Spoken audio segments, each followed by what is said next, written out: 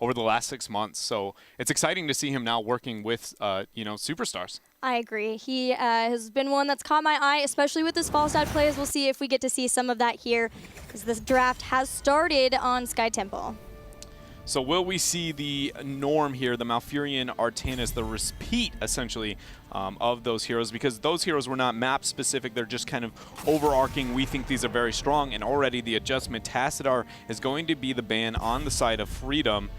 Maybe a little bit of concern. They felt like their comp just couldn't deal with that in the last game, or they have a plan. But the fact that they opted into first pick, I expect them to be very confident. This first pick should be quick and impactful. It's going to be the Ragnaros again. I guess I'm not surprised, but after watching it in the last game, I didn't look at it and go like, that was it. That was why they go for the Rag. That's why they want first pick. We'll see if they change the mind here. Yeah, we've seen some far more impactful picks from Insomnia specifically. Zeratul was something that they were running around in qualifiers using Zeratul plus globals to pick up ganks and lanes, and that's what I honestly expected from Freedom here. Superstars has a tendency to do the same thing with Goku, so maybe we'll see that from them instead. Yeah, and Vala Tassadar was the response here. Obviously, with Tassadar off the table, will we see something different? Is Vala still going to be the focus here for Superstars, or maybe Tychus? Malfurion still up, and he is some high value.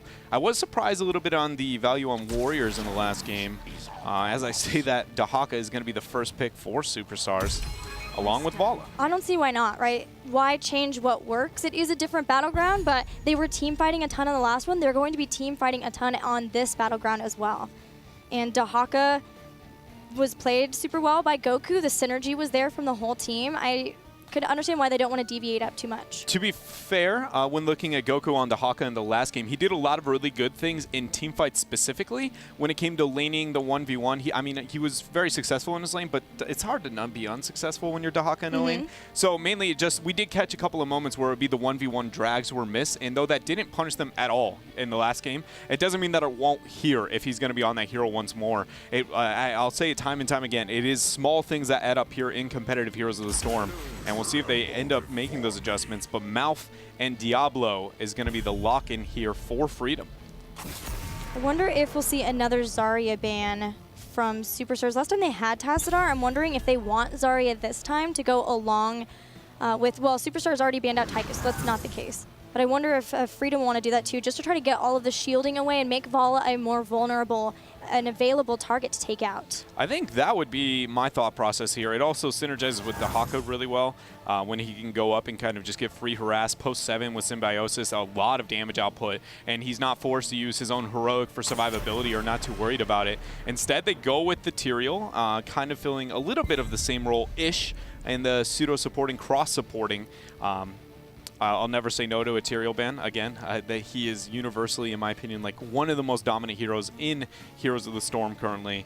So Superstars then, yeah, I do like the idea of moving into Zarya. Yeah, you don't have to lock in a warrior, or excuse me, a support. So I think I might be patient, but the Zarya now makes me not afraid if they move into the Brightwing, which would be fine. It's a global map. Does it concern you at all that Team Freedom has completely changed what they're banning based on their opponents, just trying to stop whatever happened in the last game? Because it concerns me a little bit too. It absolutely should. So adjustments are always good. Nobody's going to say, well, if you just keep hitting your head against the same wall over and over again and expecting something to change.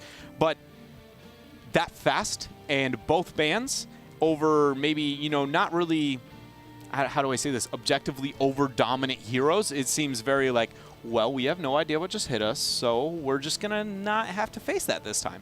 Right. It's a little concerning, but we'll see if they can handle the triple warrior composition of Superstars. We see now why Tychus was banned out for Superstars, since they want Muradin, Zarya, and Dahaka. I mean, to be honest here, I am amazed with the prioritization of Tychus in general here so far in HGC North America, with how prominent warriors can be in all other parts of the world currently, and then also just universally the dominance of the hero. Vala has seen a bit higher prioritization in a couple of scenarios, and Tychus just kind of, he gets banned out later on. Zul'jin, the first Zul'jin in all of HGC. It's happening. I'm so excited. I've been waiting for this moment. All right, so Zul'Jin here with a Malfurion as his support. That is going to be a talking point I'll bring up in a little bit later. We'll look more towards the rest of this draft, and then we'll get the hype over the Zul'Jin. All right, so Triple Warrior, the support is the pick left. I would like to avoid Brightwing when you have 3 Warriors because there's no way you're going to be able to heal those health bars up. And Rhaegar is going to be the lock-in for Superstars. There is so much to talk about within this draft. You just started off. Well, let's start off with Zul'Jin. We have to start off with Zul'Jin. I think that with Falstad, they were looking at, if there's a heavy engage from the members of Superstars, they have Gust, but also maybe they're trying to get whatever giant killer hero they can get now that Tychus isn't available. But Zul'Jin, what do you think? I like the fact that so Zul'Jin, he's such a weird hero, and I have so much to say since I haven't really ever gotten to talk about him from a commentary point of view. He needs to kind of dangle at this weird middle ground of HP. So Malfurion makes sense. The heal over time should be able to kind of keep him, and he should be able to deal with his own HP and manage it properly for his attack speed. But to be honest, I'm not looking at that and going that's it. That was the pick. I'm not saying Zul'Jin's bad by any means, but I don't look at it and go, that is for sure going to be a huge lock-in. I think he can make big plays, and I hope he does. I do too. And with Grievous Throw, there's a lot of targets up in the front that he can hit to be able to get that bonus damage from it too. But usually you pair him with a shielding hero to allow him to dangle at the correct health pool. And he's not going to get that. Do you think we're going to see Tazdingo? Surely it'll be Tazdingo. I think, but I guess I'm not going to say 100% that there's no chance. I've heard some teams are kind of trying it out, running it in weird scenarios. I do think Tazdingo is the safer route, even with the longer, kind of small nerf after his release. I do think it is the safest heroic to kind of take, as long as you can properly bait your opponents and really make hyphy plays is really what that heroic is kind of built to do. So now what about Superstars? Triple Warrior. Yeah.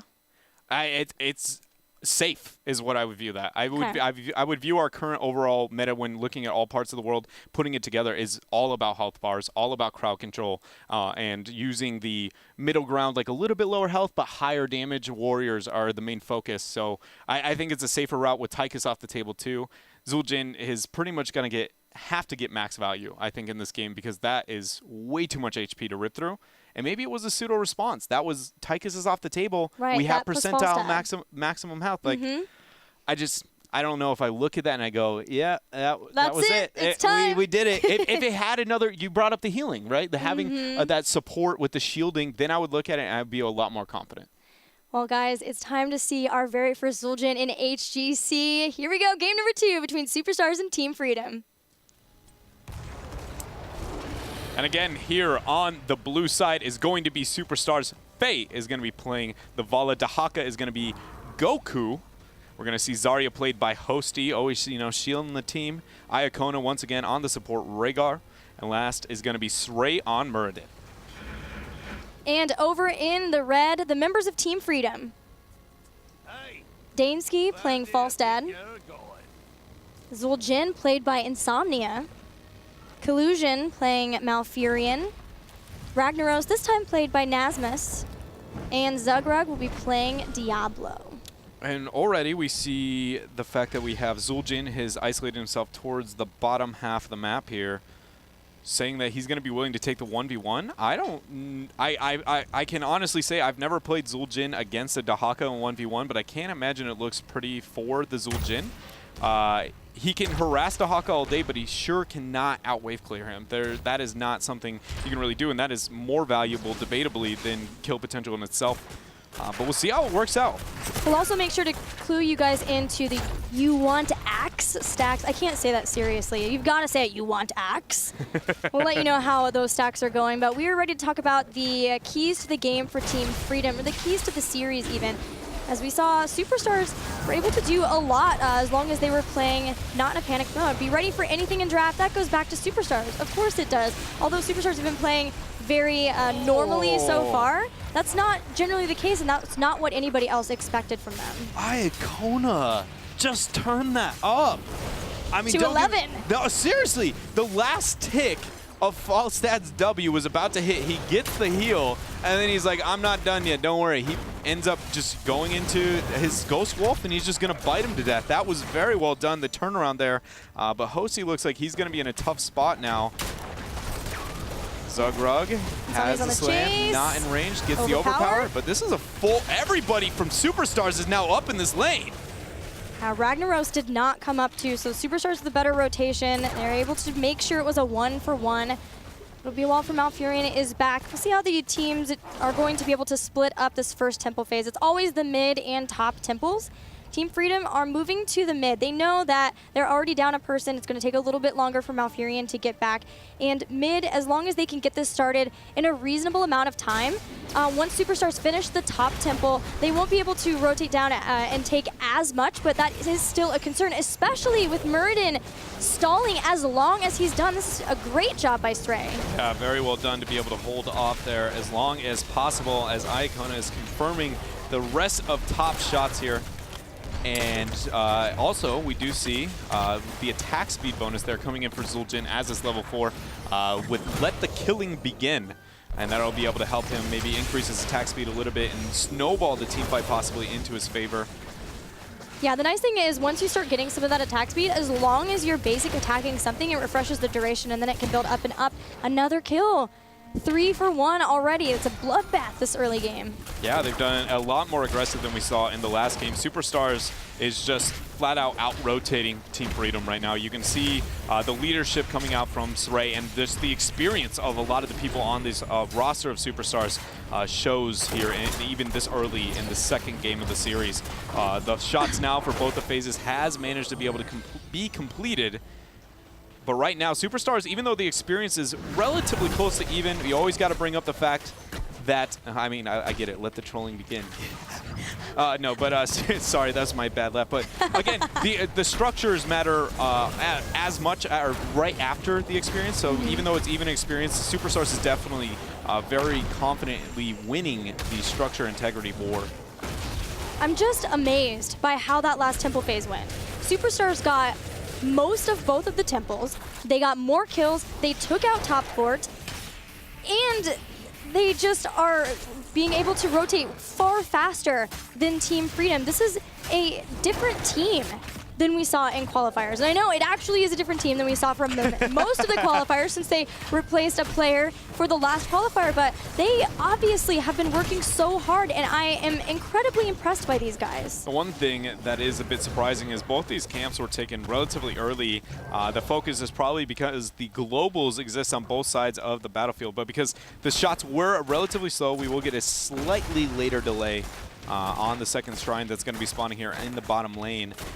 It's going to be roughly 20 seconds from now. We're going to have the indicator coming up. And so this rotation from Superstars committing this many resources, I love it. It's actually very Ballistics-esque. They were one of the first teams to be able to make this early transition on Sky Temple. If only Muradin would make that rotation too, I think it would just be a perfect clone there. All the while, Dahaka has been soaking in the top lane too, stopping the Bruisers from Falstad and the rest of Team Freedom from doing too much damage to the towers. Falstad's flying in. This might be a chance for Team Freedom to pick somebody up, but Superstars already know what's about to happen and they've backed off. All right, here, and just again, keeping you guys informed on how our Zul'jin is doing. He's gone with a vicious assault there at level 7, going to be able to increase his auto attacks damage output. And this is the first time I think we're going to finally get to see Insomnia Zul'jin. Hey, we've got Insomnia. I hyped him up. We've got him on a very unique hero. First time Zugrug starts the skirmish. Definitely loses the trade. There's Goku heals himself up for quite a bit. Experience closer to 10 here for Superstars. Cleanse is also down now. Yeah, Freedom needs to make sure they get these early shots to be able to make up for that experience lost. And Stray is going to proceed to just not care. He's just going to take those shots for free. Freedom really needs to figure something out here with the split on the side of Superstars. Zugrug's going to start to move down, and the minute that Superstars see that somebody has been sitting on the temple, they'll start to make their plays. Nazmus is fairly far forward, could be hit by a drag or a Stormbolt, so has to play cautiously. Zugrug comes right back up. Team Freedom can't get onto this temple. Every time they do, somebody gets out of position or somebody gets in a scary spot, and Zugrug has to go back. And now they don't have near enough time. They needed to make this rotation out about 20 seconds ago, but Nazmus will be able to consume that fort, and he will eat the shots here coming out. So Freedom again, you know, it's just decision making. It seems like they're a half second behind everything on the side of Superstars. That's going to be Expulsion Zone and Bloodlust use here. Zugrug is going to be going down along with Ragnaros here, and Collusion is now in the sights of Superstars. Stormbolt didn't connect with Collusion, but still won't stop anybody from Superstars from taking this fort, and 2 kills thanks to the nice Rain of Vengeance follow-up too. That time Stormbolt will hit. He's already jumped forward, but a drag to follow up ensures that Zul'jin gets taken down too. And the heroic was Taz Dingo, picked up for Team Freedom and Zul'jin on Insomnia. Superstars now going to be backing out here, picking up their boss. Smart choice. There's really not too much of a response on the side of Freedom, except for Falstad does have that Gus from above. Collusion's trying to get the scout. They do see it. Gus is going to be used early. Barrel roll. Good dodge coming up from Goku. A lot of heroics used. The APOC hitting everyone. Dansky is now on the retreat. His boss has gone over to Srey, and the bird falls. The positioning of that to try to get a Gust did not matter. They had Dahako could burrow. I think Cleanse was used too, just to make sure that he could keep somebody on the point through Gust. Now Team Freedom faces a boss.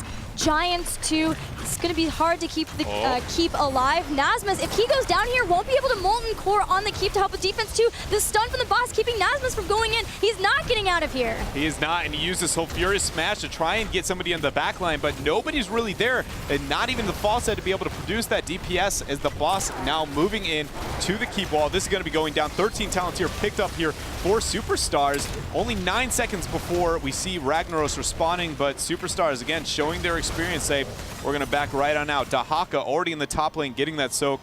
It's very clean. I can't put that enough on the side of Superstars. I know. It's beautiful to watch. It's really well done. They just know exactly this is the max we can get without risking anything. The minute it happens, they're like, all right, that's it. We're out.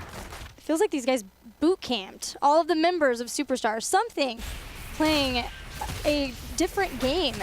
Rotations to Mercenaries as soon as they're done. They don't stay too long to get hit on the Death Bridge. Now they'll have Mercenary camps for this next Temple phase. There's 2 Temples and 13 advantage for Team Freedom, or for Superstars. What can Team Freedom even hope to do here? Hope to trade. That is your best shot, but with the global on the side of Superstars, it's not going to be pretty. Somebody has to be able to win the 1v1 versus Dahaka, and nobody can really kind of do that in a short period of time during these shots. But we do see the commitment here as Ragnaros has consumed that mid fort. It looks like Zugrug and friends are going to transition to the bottom lane, but that's going to be easily scouted. And I expect Superstars to try and use in a very aggressive flank once those shots on mid are completed, because look at how fast those are. They're over 50% completed. Exactly. And now Freedom realizes that, and that they don't even have the opportunity to trade. Very hesitant play from Freedom once again, and it's costing them a lot more than maybe it should. And Goku doesn't have to leave top lane now. He might have had to come down and help with the fight, but because Freedom just gave up the rest of the bottom temple, he can stay up in the top and soak and got rid of the bruisers to ensure that their lanes are continuing to push better than Team Freedom's are. You want Axe? Let's look at those talents, by the way, how he's doing on the... He's about halfway done with You Want Axe stacks. Ragnaros finished his Empower Sulfurous stacks for Sulfurous Hungers a long time ago.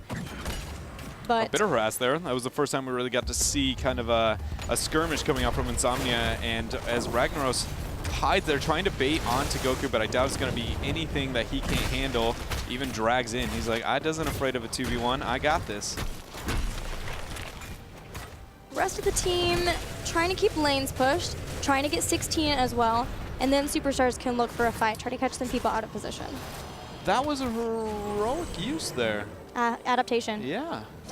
Interesting choice coming out. I didn't think that he actually needed to be able to survive there, but maybe I was wrong. Now 4 people are collapsing onto Goku. Zugrug not in range to be able to get that dash. The stun coming out, good cleanse as the response, but this is getting crazy. Everything's going to be used. APOC goes down, and that is already 1 dead here for Team Freedom. Great bait, mate. 8 out of 8. Ragnaros drops 2. Dansky hopes upon hoping that he can gust everyone away, but the flanks are too strong and only Collusion survives. Great pain. Sorry. I rate 8 out of 8. Oh my goodness. Well, that 8 out of 8 engagement ended up concurring 4 kills here for Superstars. Freedom here. It was a great bait. It was. I just don't know if it was 8 out of 8. Honestly, ever since the 6.5 out of 10 incident, I don't even understand ratings. I'm just, it's like it's just out of my mind at this point. Either way, this is a 4-level lead, something that you almost never see in competitive Heroes of the Storm. Granted, it's not true. I'm fibbing a little bit, but still, that number difference is colossal. Keeps already down. Team Freedom is just hoping they can catch somebody off guard. Oh, man. The numbers don't lie. Superstars have a lot of tools at their disposal for ending this game. There's only 2 keeps remaining for Team Freedom. There's a lot of mercenary camps they can grab. 2 temples. Dahaka's already in the top, ready to start grabbing one of them. Boss in 23 seconds would spell the end almost certainly for Team Freedom. Freedom needs 16, but they are running out of options. They have to go to Dahaka. They're going to lose boss. They are, gosh, and if they lose boss, they may lose the game. All right, so then they just have to expect the fact that Dahaka is going to be top. Boss is on bottom. You're never going to risk 4 people there. They can't make the transition fast enough. So you either go, 1, focus on the global. If you bring the fight to the global, then the transition from the rest of the 4 is a little bit too slow, or you either focus the fight here. But if you do that, Insomnia is just going to get dragged. Apocalypse doesn't really hit anybody. Twilight Dream has gone down. Sulfuris Smash doing what he can, but Collusion, the Malfurion is already eliminated. Zul'jin gets hit too. There's only been 1 kill so far for Team Freedom. Not what they're needing for, but Nazma says hello. Giant Molten Swing. And he's going to say goodbye in a matter of seconds here as he is going to be picked off. And Tazdingo did come into play there, maybe popped a little bit too early, but overall, it was just a very dominant team fight there for Superstars as they're going to be able to back out here, get the boss. They aren't even setting their eyes on the shots. They're just like, you know, another day, another game, really. 16-2 when it comes to kills, structures, everything looks bad for Freedom. But there is a silver lining. Low respawn timers. Yeah, that's one. The boss scaling with timing and only being 12 minutes, that's going to be another. But the fact that it's a time bomb that is Sky Temple is kind of terrifying when there's double shots coming up. They're going to be keepless in a matter of moments here. The only positive is that they might have this smidge of a window that's going to be 16 into 19. The problem is that there's nothing to fight over. The shots are going to be gone. The boss is going to be gone. And Superstars, I expect to just be like, all right, so congratulations, you made it to the same talent tier. We'll see you when we're up 1. Right. But in about 2 minutes. But there is a shot. Freedom has a moment here. There are multiple temples firing down on the They've structures of Team Freedom. The boss has been dealt with. It's time to go for Team Freedom. And everyone from Superstars knows exactly where they're at. They're taking the time getting up to this top temple. Yeah, and they're going right through vision too, so it's not like everything is not known to Superstars as they're closing in on that 20 gap. And here it is, Sray just going to back right on out. Boys, we aren't 20. We aren't going to be looking to take this fight quite yet. As the trickle down comes in, 20 is achieved. Expects Sray to directly initiate onto Freedom. They need to be backing out. This is, again, the same scenario we saw on the bottom lane. There's going to be the 20. Suddenly, it looks like Superstars is getting aggressive. It's almost like that was calculated. Zugrug pops the APOC. Zugrug is going after Faye, but she does not mind. Turns around and takes care of the Diablo. Dansky, Gus, a few of the members away, but here comes the Bloodlust. Tazdingo for a few more seconds.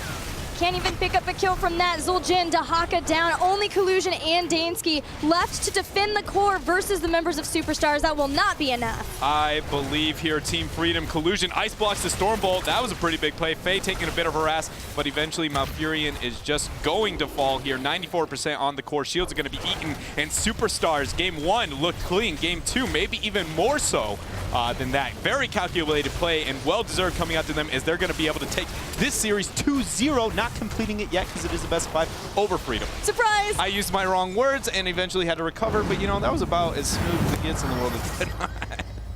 We'll just say Superstars were far smoother this day. Yes. No, I'm just kidding. Superstars, fantastic plays here. Team Freedom seems to be nervous, though. Yeah, hesitation. And that isn't always nervous. It could be. It very much could be. I wouldn't say that it's always the only cause. The other one is just legitimate, just lack of experience or confidence. Like, especially when you can see kind of big names on the other side of the pool and the whole team, it can be more intimidating than a lot of people give it credit for. So hopefully they can set that aside, though, in game number 3. Well, Superstars are up 2-0. We'll see if they can bring it back, or Team Freedom can bring it back for game number 3.